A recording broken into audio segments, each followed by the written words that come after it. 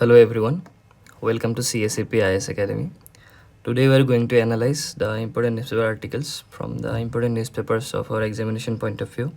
That is the ASSAM TRIBUNE, the Hindu, the Indian Express, and also the Assamese newspapers of 24th of February 2025. The first news is related to the talent shortage, which is called as a global challenge, but it is India's opportunity. Talent shortage is a global challenge, but it is an opportunity for India. Why it is an opportunity for India? Because of the demographic dividend we have. Article কি কোৱা গৈছে the Hindu নিউজপেপাৰখনত আহিছিলে আৰ্টিকেলটোত কোৱা গৈছে যে বাই 2030 the demand will exceed the supply. কিহৰ supply?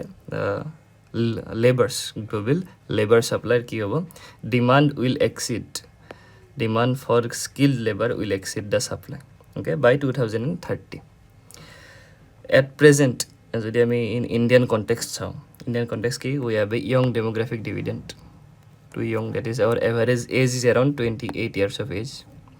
That means our maximum population কি আছে young age. তো young age কি কৰিব পাৰি with respect to the situation বা condition বা যিখিনি needs আছে সেই হিচাপে আমি জেনেৰেশ্যনখিনিক towards that side mold কৰিব পাৰোঁ. Okay, তো এতিয়া হৈছে কি সমস্যাটো বাই 2030 তিনিটা আমি সেক্টৰ ল'ম ইয়াত যেনেকৈ one is GCC, it is the Gulf Cooperation Council, one European Union and Australia. তিনিটা ছাইড যদি আমি চাওঁ তো তাত কি কোৱা গৈছে যে it will be talent shortage of over 85.2 million people by 2030. তো তাত কি আহিব? Inflation.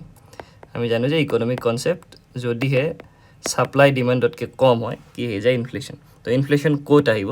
With respect to the labors and particularly a talent shortage. Talent shortage কিয় কোৱা গৈছে? Let's talk about the sectors we have. Okay, so there are three places or three geographic regions. One is the Gulf Cooperation Council, one is the European Union including United Kingdom, and one is Australia.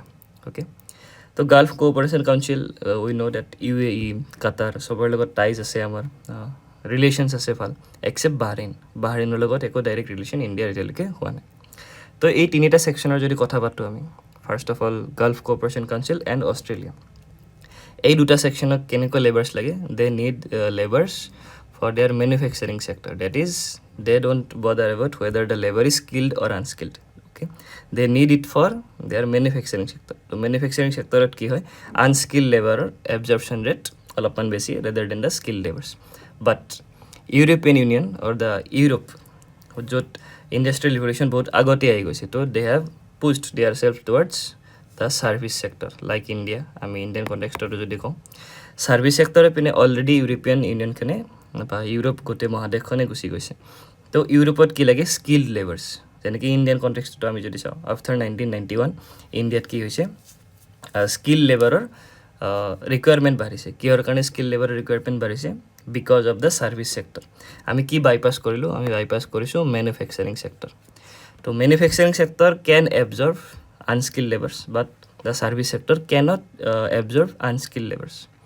Suppose যিকোনো এটা আমি ফাৰ্মৰ কথা ভাবোঁ, coaching ইনষ্টিটিউটত আমি কি দিওঁ? Service দিওঁ. For giving the service we have to acquire some skills. যদি সেই স্কিলখিনি নাথাকে দেন কি নহ'ব? ছাৰ্ভিচ ছেক্টৰত সেই ব্যক্তিজন এজ এ এমপ্লয়ী এবজৰ্ভ নহ'ব. যেনেকৈ এই নিউজপেপাৰ এনালিচিছ ভিডিঅ'টোতে ছাপ'জ যিখিনি প্ৰেজেণ্টেশ্যন বনাইছে, okay, from the content team, তো the content team should have some skills such that they can present like this. যিখিনি প্ৰেজেণ্টেশ্যন বনাইছে they should have that skill. যদি স্কিল থাকে then CSAP IS Academy is going to give them employment. যদি নাথাকে they cannot give. That means unskilled লেবাৰৰ কাৰণে in service sector there is a less place or less room. Okay, so that Gulf Cooperation Council and Australia they need unskilled labor, but the European and the United Kingdoms they need skilled labors. Okay, আৰু কোৱা গৈছিলে যে by 2030 কি হ'ব? there will be shortage. Okay, কিমান shortage হ'ব? 85.2 million by 2030. আৰু এইটো কি ক'ব আমাক? আমি যিটো $9 trillion ইকনমি হ'ব বিচাৰি আছোঁ দেট তাত আমাক হেল্প কৰিব. Therefore it is a opportunity.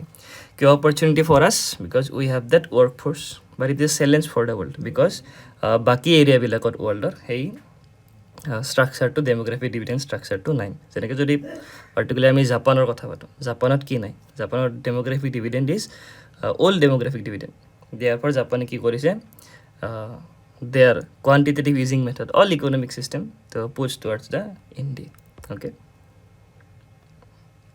next যদি আমি স্কিল কৰিও ল labour forces the skill labour shortage okay এই বিষয়টো বুজি ঠিক আছে উই হেভ স্কিল লেবাৰ্ছ দেন কি তথাপিতো কি প্ৰব্লেম থাকিব দেয়াৰ ৰেগুলেটৰী এণ্ড ইমিগ্ৰেশ্যন হাৰ্ডেলছ যেনেকৈ ভিজা প্ৰব্লেম ইউ এছৰ লগত আমি পাইছোঁ দেয়াৰ আফটাৰ যিটো গাল্ফ কোঅপাৰেশ্যন কাউন্সিলৰ কথা কৈছিলোঁ মই online requirement systems protect against fraud specially in GCC okay তো অল দিজ আৰ হিয়াৰ কিন্তু আমি এইখিনি কথা কোৱাৰ আগতে উই should know' that how we are going to acquire skills particularly the Indian demographics the Indian চিটিজেনছবিলাকে কেনেকৈ একুৱায়াৰ কৰিব স্কিল অ'কে তো they have limited options since the only option for acquiring skill is education at present in our global society but কি আছিলে আমাৰ old education পলিচিত there is no' room for skill development therefore কি introduce কৰা গৈছে the new education policy 2020 ইয়াৰ লগত related এটা নিউজ আছে which will going to cover Tamil Nadu issues okay PM শ্ৰীৰ আণ্ডাৰত অ'কে তো স্কিল পেপাৰ এখন ইণ্ট্ৰডিউচ কৰা গৈছে inside the new education policy 2020 তো তাত বিশেষকৈ ক'ত গুৰুত্ব দিয়া গৈছে in skill developments and through this education policy we can have that is the all this economic potential India's GDP projection in this section we need skills particularly from the young demographies okay so changing immigration policies যেনেকৈ কোনে কোনে কৰিছে Europeans US also at present and Australia and GCC all are here so in this all these ideas we can use in our mains answer writing বা আমি এছে related অপশ্যনটো on economy side আমি এইখিনি লিখিব পাৰোঁ okay let's move to the next নিউজত কি দিয়া আছে that is need for innovation in Indian industries and workers তাত কি দিয়া আছে ইণ্ডিয়াৰ ইণ্ডাষ্ট্ৰিবিলাকক কি লাগে we need innovation not mindless toil okay and this topic is important from GS paper 2 governance and GS paper 1 Indian society point of view okay তো কি কোৱা গৈছে ইয়াত যে আমাক ইন'ভেশ্যন লাগে suppose we have the largest work force in the globe তো তাৰ ওপৰত কি আছে আমাৰ ৰেছপনচিবিলিটিজো আছে টুৱাৰ্ডছ ডেট ৱৰ্ক ফ'ৰ্চ কি responsibility for innovation all the firms it may be government or private they have to give some rooms suppose we are human we have some cap that is we have some end of our limits okay তো যদি দিনটো আমি 24 ঘণ্টাৰ 12-13 ঘণ্টা কাম কৰিব লাগে then কি হয় যেটো ইনোভেটিভ মাইণ্ড থাকে অফক'ৰ্ছ সেইটো লেপছ হয় সেইটো কমি আহে তো সেইটো কথাই কৈছে ইয়াত যে মাইণ্ডলেছ টইল নালাগে আমাক এনেকুৱা কাম নালাগে যে কৰিব লাগে কৰি আছোঁ but we need innovation on that particular field তো আৰ্টিকলটোত কি কোৱা গৈছে okay that is work factories garments components কি হয় 11-12 ঘণ্টা work hour থাকে okay তাৰ পিছত it is a puzzling that some of the well known corporate leaders in the country have been urging Indians to work longer hours okay যেনেকৈ আমাৰ Infosys one of the co-founder of Infosys Narayan মূৰ্তিয়ে তেখেতে কৈছিল যে এটা উইকত আমি 70 hours কাম কৰিব লাগে okay but 70 hours কাম কৰাটো possible but it is not humanly possible যে 70 hours কাম কৰিও আমাৰ ব্ৰেইনটো কি হৈ থাকিব ইনোভেটিভ হৈ থাকিব okay therefore in all those ideas we are going to discuss in this newspaper article okay so কি হৈ আছে in India that is the all migrant industrial workers in Ludhiana particularly কিমান ঘণ্টা কাম কৰে 12-13 ঘণ্টা but there is some regulations কি আছে as per the Indian Factories Act 1948 কিমান দিয়া গৈছে that is the 48 hours should be the cap limit that is the 48 hours কে বেছি যাতে এটা উইকত এজন এমপ্লয়ে কাম নকৰে তো that কি দিয়া আছে but only 21.7% of workers have regular salaried job বাকি যিখিনি আছে regular salaried job নহয় they are just working as a contractual labor okay and there are two concepts again one is cheap labor and one is innovation so if we are doing something suppose a farm is doing something with cheap labor then there is a less room for innovation in there if you need innovation, if you need improvement in your life, then this ship word has to be deducted from all those concepts which you are using in your firms or any companies. Okay, so that কি দিয়া আছে যে Indian industry relies on ship labors rather than technology. Technology ke ship labors gathering বেশি আছে in Indian companies. Next, International Labour Organization A data দিছে যে US or work hour is 38 for a week, Japan is 36.6 and India is 46.7 hours working hours. Okay, so yet ki is a maximum of workforce. Okay, and over 70% of manufacturing workforce is unregistered small enterprises. So he will according to data eteo halke ohay nai. Okay, then again challenges for small firms. There are big firms bilake ki koy payment bilake payment late kore that material cost rise, but big firms refuse to pay more. Okay, so small firms bilakor ki ase upgradation hone jene ki ami jodi relate koru je ki asile first tinita 5 year plan, that is the Heroddomar model, Mahalanobis plan.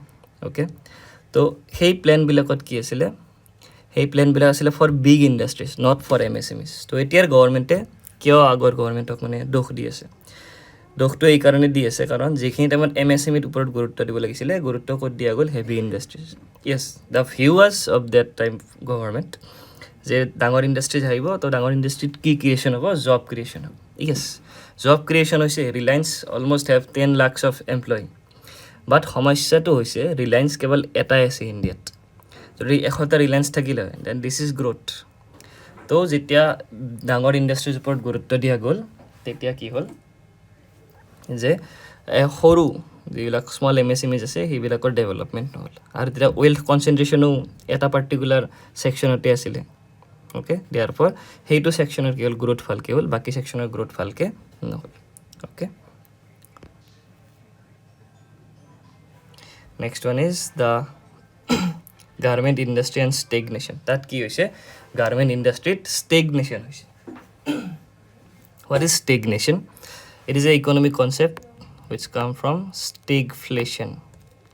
Stagflation means stagnation plus inflation. That is the stagnant economic growth. মানে গ্রোথটো যদি রই যায়, এটা তেমন growth হল বাট তারপরে আর growth হওয়া নাই, গ্রোথটো যদি রই যায়, this is called as stagnation, which is at 3.1% for 2 decades. কি হল Indian garment exports, garment export কি হৈছে 3.1% স্টাক হৈ গৈছে, তাত কি আৰু আগবঢ়া নাই. তো তাত কি হৈছে stagnation আহিছে. এণ্ড তাত কি লাগে, আমাক ইনোভেশ্যন লাগে, বাট আমি কাম ক'ত কৰিছোঁ, মাইণ্ডলেছ টইল. That is, আমি জাষ্ট কাম কৰিব লাগে, পুশ কৰিছোঁ আমি লেবাৰ্ছবিলাকক, বাট আমি লেবাৰ্ছবিলাকক ইনোভেটিভ হোৱাৰ ৰুম দিয়া নাই. যেনেকৈ মই কৈছিলোঁ, নাৰায়ণ মূৰ্তি ডাঙৰীয়া কৈছিলে যে য়ংষ্টাৰ্ছ should work 70 hours a week. Yes, there are also a few that young অৱস্থাত কি থাকে, এনাৰ্জি একদম পিকত থাকে, তেতিয়া আমি কাম বেছি কৰিব পাৰোঁ. তো যেতিয়া এনাৰ্জি থাকে then you do the work, যেতিয়া এনাৰ্জি নাথাকে তেতিয়াতো it is not possible for working 70 hours a week. But other aspect is that 70 hours কাম কৰিলে যিটো ইনোভেশ্যন মাইণ্ডছেট থাকে, ইনোভেশ্যন মাইণ্ডছেটটো ৰিডিউচ হৈছে, খতম হৈ নাযায়, but of course it is not reduced. তো যিখিনি লিগেল প্ৰভিজন আছে, যিখিনি মই কৈছিলোঁ যে কিমান ঘণ্টা কাম কৰিব লাগে এটা উইকত. অ'কে, তো সেইখিনি আমি পাওঁ যে ইণ্ডিয়াত কিমান আছিলে 46.7 hours পাৰ উইক. লগতে কিহৰ কথা কোৱা আছিলে, অভাৰ টাইমৰ কথাও আমি পাম. That is 48 to 52 Indian workers টিপিকেলি কাম কৰে, বাট ইন আদাৰ নেশ্যনছ যেনেকৈ জাপান পালোঁ, আমি US পালোঁ, তাত কি ৱৰ্ক আৱাৰ্ছবিলাক ডেফিনেটলি কম হয়. আজি হঠাৎ আমি যদি জাপান US-ৰ লগত তুলনা কৰোঁ আমাৰ ৱৰ্কফৰ্চ, obviously it will be wrong. তো we have to consider our self as যোৱাকালি আমি কেনেকুৱা আছিলোঁ, আজি আমি কেনেকুৱা হৈছোঁ. তো তাৰ হিচাপত 1948 এখন এক্ট আহিছিলে, হুইচ ইজ দ্য ফেক্টৰিজ এক্ট 1948. ফেক্টৰিজ এক্টখনত কি কোৱা গৈছে, limiting the working hours 48 hours a week and mandates a rest day. এটা ৰেষ্ট ডে থাকিব, দেট ইজ ছানডে মানডে, হৈছে বাৰ ইউ টেক ৰেষ্ট. এটা উইকত এটা ৰেষ্ট থাকিব, বাকী 6 দিনত কিমান ঘণ্টা কাম কৰিব লাগিব, 48 hours. তো তাৰ লগত ৰিলেটেড আমাৰ ড্ৰাফটিং কমিটিৰ চেয়াৰমেন B.R. আম্বেদকাৰ চাহাবেও কৈছিলে that actively advocated on 8 hours work a day. 8 ঘণ্টা এদিনত কাম কৰাৰ কাৰণে কি কৰিছিলে, he actively work or advocated for it. তাৰপিছত কি হৈছিলে, factories act 1934 and then but ভালকৈ আহিছিলে full fledged factories act 1948. And international labour অৰ্গেনাইজেশ্যনেও কৈছে যে it shall not exceed 8 hours a day and 48 hours in a week. 8 ঘণ্টাতকৈ বেছি হ'ব নালাগে, আৰু 48 আৱাৰ্ছতকৈও বেছি হ'ব নালাগে বাট কেতিয়াবা কি হয় because of the workload over time কৰিব লাগিব পাৰে বাট অভাৰ টাইম ৰিলেটেডো কি আছে we have some laws what type of laws যদি অভাৰ টাইম আমি কৰোঁ ঠিক আছে it should not exceed 46 hours okay then there is some constitutional framework that is labor is in concurrent list okay the state law banaba pare aro and central law banaba pare there are from this concept also has equal pay for equal work and article 14 16 39C from the PSP which advocates the implicit constitutional goals under the employment opportunities okay therefore some acts code of wages industrial relations social opportunity occupational safety all are here okay and minimum wages act 1948 the factories act 1948 দুইখন একেলগে আহিছিলে তো তাত কি দিয়া গৈছে maximum daily working hours 9 hours per day as per the section 54 and break and rest 30 minutes rest থাকিব after 5 hours of continuous works it is mandatory and maximum working hours 42 hours a week তো কোনোবা দিনা 12-13 ঘণ্টা কাম কৰিব লাগিব পাৰে as per the requirement of that firm or that office but 12-13 ঘণ্টা কাম কৰিলে in the next day you should take some rest and you cannot work beyond the limit of 48 hours per week then we have some concept that is Japan Karoshi law tat ki koa jay that 45 hours utke overtime besi hobo noare per month okay ek hoptahat keman kaam korim 48 hours but Japanese model aru kom around 36 hours but jodi overtime ketiaba hoy then eta mahot 45 hours utke besi overtime hobo noare it is a strict regulation France has a right to disconnect okay then Germany work-life balance it is short working hours and strict rules working hours short you become innovative whatever you do but you have some you are working under some strict rules okay and Nordic model Nordic they are happy countries though they have shorter working hours and flexible work policies and workers welfare okay so these are some models which you can use your answers okay মানে যিখিনি এই in depth knowledge I just search Japan France and Germany and Nordic countries okay so you just ইয়াৰ পৰা এটা crux উলিয়াই এটা paragraph উলিয়াই you can use it in your essay and any GS paper question answers okay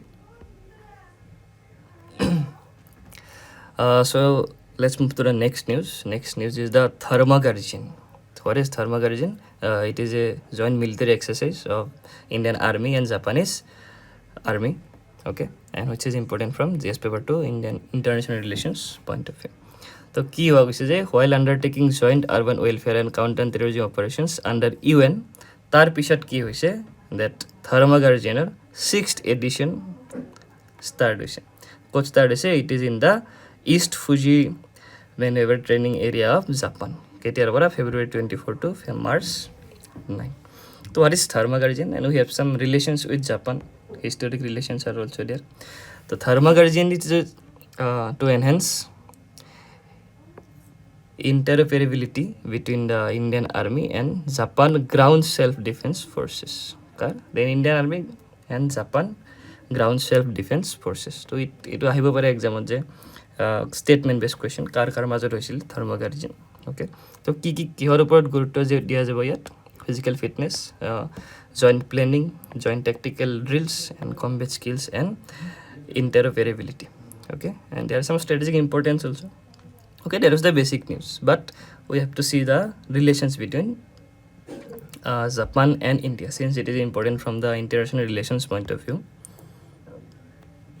so there are some historical and present relation also in the 6th century ki aisile Buddhism reached Japan from India India para Japan le ki goisile Buddhism goisile and the maximum population still at date in Japan is are following Buddhism thereafter 1940s Azad Hind Fauj was formed with Japanese thereafter forward bloc aisile then in time of Cold War Japan was US led capitalist camp while India was non-aligned so Japan jitia in the after the blast of Hiroshima and Nagasaki they have still not have their own army was still regulated by the US in 1990s fall of USSR so India start of look east policy under ki hai jay Japan ahi jay then in 1998 the Pokhran atomic test the Japanese boycott of India okay so ki hoise he time Japanese boycott of India And in 2000, India and Japan signed global partnership in 21st century treaty starting new phase. So these are the some basic headlines of India and Japan relation. Okay, let's move to the next news, which is the Assam's developmental potential. Okay, sorry. So the article is related to paving the way of Assam's prosperity. Okay, তো যিমানখিনি news মই cover কৰি আছোঁ basically মই কিহত বেছি গুৰুত্ব দি আছোঁ advantage Assam 2.0 because this policy or this move will lead to some changes in the Assam's economy. So Assam's economy যদি চেঞ্জ হয় যেনেকৈ আমি ফাৰ্ষ্ট ৰোড শ্ব' কৰিলোঁ in Mumbai, thereafter Seoul, thereafter Japan, Tokyo and Singapore to the Southeast Asian nations. So therefore you should track this advantage Assam 2.0. That কি দিয়া আছে in the head of ensuring advantage Assam 2.0 summit to be held in Guwahati on February 25 to 26 কি কৰা গৈছে it is Assam prosperity তাৰ ওপৰত বেছি গুৰুত্ব দিয়া হৈছে. Okay, again the Assam and the Northeast are now almost free from insurgencies. তো ঠিক আছে আমি কি কৈ আছিলোঁ আমি বাৰে বাৰে এইটো কমপ্লেইন দিওঁ চেণ্টাৰক যে নৰ্থ ইষ্টাৰ্ণ ষ্টেটক মাহিমাকৰ নজৰেৰে চোৱা যায় ফ্ৰম দ্য চেণ্টাৰ কিহৰ কাৰণে তো দিয়াৰ is a place which is called as North Eastern State তাত কি আছিলে ইনচাৰ্জেঞ্চিজ যেনেকৈ অল দোজ মানে এই এৰিয়াটো কি আছিলে এৰিয়াটো ষ্টেবল নাছিলে এৰিয়াটো ডিষ্টাৰ্বড আছিলে because of all this issues okay তো লাহে লাহে কি হৈছে ইনচাৰ্জেঞ্চিবিলাক খতম হৈছে অ'কে তো খতম হৈছে কাৰণে এই পিনে কি হৈছে ডেভেলপমেণ্টেৰ প্ৰচেছটো অলপ ৰেপিড হৈছে এণ্ড আমাৰ chief minister again they requested the centre that অসমক কি কৰিব লাগে ডিফেন্স কৰিডৰ হিচাপে ডিক্লেয়াৰ কৰিব লাগে দুটা ডিফেন্স কৰিডৰ অলৰেডি আমাৰ আছে one is Tamil Nadu and one is U P তো অসমকো ডিফেন্স কৰিডৰ হিচাপে ডিক্লেয়াৰ কৰিব লাগে thereafter advantage Assam 2.0 is there for the development of Assam as well as the north east okay তাৰপিছত এক্ট ইষ্ট পলিচি য'ত through the north ইষ্টে যাওঁ আমি then Guwahati became the gateway to the north east and Guwahati now will became the gateway to the south east Asian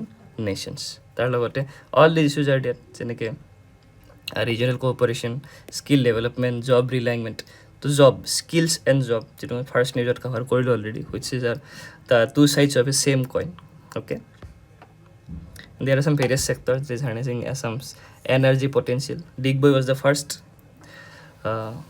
refinery তাৰপিছত PM Surya Ghar Muft Bijli Yojana তো এইটো যদি যোৱাকালি কোনোবা এক্সাম দিছিলা এনফৰ্চমেণ্ট ইনস্পেক্টৰ তাত আহিছিলে যে PM Surya Ghar Muft Bijli Yojana which started in the February 2024 okay then Assam's tea industry 52% of the industry is yet formation grow in Assam only okay that আমি গুৰুত্ব দিব there was jute which is the golden fiber revolution asile tat thereafter silver revolution all we can connect thereafter the main factor or the primary factor is tourism again to the economic growth okay যেনেকৈ মেঘালয়ন tourism boost হয় in the time of July to August okay at the time of summer vacation similarly Assam is also going to boost its tourism sector যেনেকৈ চৰাইদেউ মৈদাম কাজিৰঙা মানস okay and all other Deepor Bill and all other sanctuaries যেনেকৈ আঠখন এইবাৰ কি হ'ল আমাৰ national পাৰ্কৰ and we became the second state আটাইতকৈ বেছি কি আছে নেশ্যনেল পাৰ্ক আছে আফটাৰ মধ্যপ্ৰদেশত 10খন আছে অসমত 8খন আছে then infrastructure and rural economy তো ইনফ্ৰাষ্ট্ৰাকচাৰৰ কাৰণে কি হৈছিলে in the 1960s it bypassed the golden revolution the green revolution bypassed the most fertile land আটাইতকৈ বেছি ফাৰ্টাইল এৰিয়া ক'ত আছিল UP in the Ganga valley and Brahmaputra valley but green revolution ক'ত আহিছিলে গ্ৰীণ ৰিভলিউশ্যন আহিছিলে in the Punjab western region because কি নাছিলে ইয়াত ইনফ্ৰাষ্ট্ৰাকচাৰ নাছিলে ঠিক আছে আমি আলুৰ খেতি কৰিলোঁ ধান খেতি কৰিলোঁ ভাল খেতি হ'ল ঠিক আছে হাই ইল্ডিং চিডছো আহিল বাট সেইখিনি ষ্ট'ৰ কৰাৰ কাৰণে কি লাগিব আমাক ইনফ্ৰাষ্ট্ৰাকচাৰ লাগিব যদি ষ্ট'ৰিং ইনফ্ৰাষ্ট্ৰাকচাৰ নাথাকে আলুৰ খেতি হোৱাৰ পিছত আলুখিনি বেয়া হৈ যাব যদি আমি ষ্ট'ৰ কৰিব নোৱাৰোঁ because of this reason only green revolution bypassed the most fertile land in India and এইটো কুৱেশ্যন অলৰেডি UPSC মেইনছত আহিছিলে ইন 2020 আৰু maybe 2021 okay and investment and governance in the sustainable growth যেনেকৈ আমি ফেম স্কিমত মই বাৰে বাৰে কৈছোঁ গুৰুত্ব দি আছোঁ দিয়াৰ আফটাৰ গ্ৰীণ এনাৰ্জিত গুৰুত্ব দি আছোঁ আমি তো অল দিছ আৰ তো ইয়াৰ লগত আমি কি ৰিলেট কৰোঁ 2070 নেট জিৰ' টাৰ্গেট এমিশ্যন গ'ল of India Okay, so all this we can connect with this news. So এই নিউজটো মই এইকাৰণে কভাৰ কৰিছোঁ যে এডভান্টেজ আছাম 2.0 আমি এটা ছেকশ্যনে কি কৰিব নোৱাৰোঁ এইবাৰ মিছ কৰিব নোৱাৰোঁ, because GS 1 to GS 4, okay, up to GS 5 আমি কি এক্সপেক্ট কৰিব পাৰোঁ questions related to the advantage Assam 2.0. Okay, so the next news is related to what is the 3-language policy. Okay, 3-language policy which is important from GS paper 2. Okay, governance point of view. Okay, so why is this important and from this side? So moi kole in the first news je under new education policy 2020 eta initiative asile, this is the PM3 initiative, which is the prime minister schools for rising India. তো তাৰ আণ্ডাৰত কেইখনমান school select কৰা যাব আৰু সেই স্কুলৰ কি কৰা যাব ডেভেলপমেণ্ট কৰা যাব। বাট সমস্যাটো তাত অহা নাই, সমস্যাটো আহিছে Tamil Nadu and the PM3 initiative. NEPৰ আণ্ডাৰত কি কোৱা যায় new education পলিচিৰ date adoption of 3-language formula. Okay, NEP কি কৈছে 3টা language at least from primary level to the high school level এজন ষ্টুডেণ্টে শিকিব লাগে। Okay, languages ৱেৰ Hindi, English and any regional language. আৰু হিন্দী স্পিকিং যদি ষ্টেটখন হয় than any south Indian language সেই ষ্টেটখনে শিকিব, তাৰ ষ্টুডেণ্টখিনিয়ে শিকিব লাগিব। তো সেইটোত কি কৈছে যে তামিলনাডু গভৰ্ণমেণ্টে কৈছে যে we are not going to implement this 3-language policy. Okay, because Hindi Tamil Nadu is not use to Hindi, okay, they have use to English. তো কি কৈছে যে হিন্দী ইজ ইম্প'জড আপন আছ। তো হিন্দী যদি ইম্প'জ হয় আপন a state, of course it will lead to protest. যেনেকৈ এথিক্স আৰু ল যদি কানেকশ্যন নাথাকে তাত প্ৰটেষ্ট হ'ব। তো প্ৰটেষ্ট কৰি কৈছে তামিলনাডু গভৰ্ণমেণ্টে, both AIADMK and DMK government, that is the ruling government and the opposition, both together they are protesting against this PM3 initiative. আৰু সেই কাৰণে ইণ্ডিয়ান গভৰ্ণমেণ্টে উইডেল্ট 2152 crore 2152 crore কি কৰি দিছে উইডেল্ট কৰি ৰাখিছে, সেইখিনি তামিলনাডু গভৰ্ণমেণ্টে এতিয়াও দিয়া নাই। তো ডেট ৱাজ দ্য নিউজ। তো NEPত কি দিয়া আছে, NEPত দিয়া আছে যে 3-language policy। অ'কে, তো তাত কি কি language is compulsory, Hindi, English and a modern Indian language. যদি হিন্দী স্পিকিং ষ্টেট হয় then preferably a south Indian language they have to learn, হয়। আৰু যদি নন হিন্দী স্পিকিং ষ্টেট হয় দেন লোকেল লেংগুৱেজটো শিকিব লাগে, দেট ইজ এটলিষ্ট 3টা। And Hindi and English are compulsory. তো হিন্দী ইম্প'জ কৰা গ'ল এইটো আণ্ডাৰত, তাৰ আণ্ডাৰত PM3 ইনিচিয়েটিভ আহিল। তো PM3 আণ্ডাৰত কি হ'ল তামিলনাডুত ইম্প'জ কৰা গ'ল দ্য হিন্দী লেংগুৱেজ। তো ইয়াৰ কাৰণে তামিলনাডুৰ গভৰ্ণমেণ্টে কি কৰিছে প্ৰটেষ্ট কৰিছে যে we are not going to implement this. কাৰণ কিয়, আমি যদি হিষ্টৰিকেল বেকগ্ৰাউণ্ডো চাওঁ আমাৰ ষ্টেটবিলাক কেনেকৈ ফৰ্মেশ্যন হৈছিলে with respect to the language. Okay, তাৰ আণ্ডাৰত JVP কমিশ্যন আহিল। তো চবেই লাষ্টত কি ক'লে, ঠিক আছে প্ৰটেষ্টটো হ'ল, দেন অনশন কৰি মানুহ মৰাৰ পিছতহে আই জাষ্ট ফৰগট দ্য নেম, তাৰপিছত কি ফৰ্মেশ্যন হ'ল অন্ধ্ৰপ্ৰদেশ ফৰ্মেশ্যন হ'ল। বাট JVP কমিশ্যনে কি কৈছে, ঠিক আছে language should be the base for formation of a state, but we are rejecting that 1 language 1 state। 1 language 1 state is a bad idea. তো সেইটো ইমপ্লিমেণ্ট নহ'ব। তো এখন ষ্টেটত এটাতকৈ বেছি লেংগুৱেজ থাকিব। অ'কে, তো এইটো হিষ্টৰিকেল বেকগ্ৰাউণ্ড। তো এতিয়া যদি জোৰ জবৰদস্তি কৰা যায় যে লেংগুৱেজ ইমপ্লিমেণ্ট কৰিবই লাগিব, এইটো লেংগুৱেজ পঢ়িবই লাগিব, দেন প্ৰটেষ্ট আহিব। But the central government view was different. They are trying to unite the nations. Or unity ketia aibo with respect to culture, language, dresses, all this. But culture cannot be same because of the geographical conditions are different. So central government ki bichare that language at least amar same ho. So Hindi we are going to implement as the basic language. And in the constitution asile je up to 15 hours ki thakibo English official language thakibo, যেহেতু English ইউজটো হৈয়ে আছোঁ কৰি ছিষ্টেমটো English হৈ গৈছে। তো English থাকিব compulsory. Thereafter central government going to decide যে অফিচিয়েল লেংগুৱেজ কি হ'ব আমাৰ। অ'কে, তাৰপিছত হিন্দী ইমপ্লিমেণ্ট কৰা গ'ল as per the officials language act.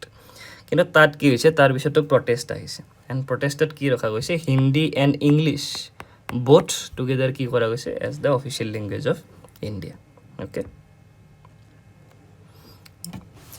তো তাৰ আণ্ডাৰত আহিলে এইবাৰ NEPৰ কাম কি, NEP হৈছে with respect to skill and other development. And 3টা লেংগুৱেজ তাত ক'লোঁ। এণ্ড তামিলনাডু কি কৰিছে opposition, and they have some historical background resistance. Hindi imposition since 1937 1937 Justice Party opposed that Rajaji's Hindi mandate protest led to death. Okay, so Hindi jate imposed no hoy tar kane ki hoise they have protested till death. Thereafter in 65 moi jekon official language actor kotha kollo anti Hindi protest, and in 1968 DMK government rejected, and at present this is the opposition AIDMK, and DMK is the ruling authority, opposes any change in the two language formula. That dutai thakibo, one is English and their regional Tamil language. Okay, saved Hindi imposition. Tamil Nadu sees that three language formula is a disguised attempt to impose Hindi, which is the basics of all this issue. Okay, but the union budget ki hoise like 50 crore for Hindi teachers in non-Hindi states. Tar criticism ase lack of similar efforts that promote South Indian language in North. Okay, তো South Indian language যদি নৰ্থত promote কৰা যায় নৰ্থত problem হয়, নৰ্থৰ language সাউথত implement কৰিলে সাউথত problem হয়। তো ডাইভাৰ্চিফাইড এৰিয়াত যদি আমি ইউনিটি বিচাৰিব লাগে then we have some the central government is facing some problem. Okay, and thereafter আমি নেশ্যনেল এডুকেশ্যন পলিচিৰ প্ৰিন্সিপলছখিনি উই হেভ টু ন', যিটো মই কৈ আছিলোঁ যে লেবাৰ কনচাৰ্ণ হ'লেও উই আৰ যিটো ইণ্ডিয়াৰ কাৰণে অপৰচুনিটি আছিলে, গ্ল'বেল চেলেঞ্জ আছিলে, the only way for having this opportunity is the principles under the National Education Policy 2020. So that key there is importantly life skills such as communications, teamwork, cooperation and resilience all are there. Okay, so new education policy is very important. To all this point just look once, go through it, and this is very helpful from your examination point of view. Okay, ঠিক আছে। তো আজিৰ newspaper article ভিডিঅ'টোত যিখিনি আমি newspaper article analysis কৰিলোঁ, okay, in depth analysis কৰিছোঁ from all this important newspapers. Okay, and tomorrow also' আমি ছেম নিউজ পেপাৰ্ছখিনিৰ পৰা যিখিনি ইম্পৰ্টেণ্ট নিউজ পেপাৰ আৰ্টিকেল থাকে you are going to analyze. তো আজিৰ নিউজ পেপাৰ আৰ্টিকেল ভিডিঅ'টোত এইখিনি আছিলে। Hope you liked it and thanks for ৱাচিং।